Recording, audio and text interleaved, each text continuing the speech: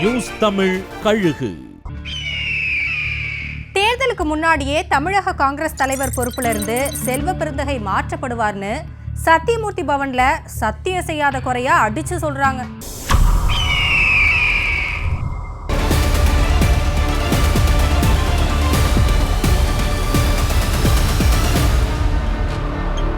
பல கோஷ்டிகளா பிரிஞ்சிருக்கிற தமிழ்நாடு காங்கிரஸ் அதோட மாநில தலைவர் செல்வ பெருந்தகையை மாத்தணுங்கிறதுல ஒரே கோஷ்டியா ஒருங்கிணைஞ்சி டெல்லி தலைமைக்கு கோரிக்கை வச்சுக்கிட்டு இருக்காங்களாம். செல்வ பெருந்தகை தலைமையின் கீழ் இருக்கிற கட்சி அழிவின் விளிம்பில இருக்கிறதாவும், கட்சியில தன்னை மட்டுமே முன்னிலைப்படுத்துறதாவும், தன்னோட நலன் சார்ந்தே முடிவுகளை எடுக்கிறதாவும் தலைமைக்கு ரிப்போர்ட் போய் இருக்கான்.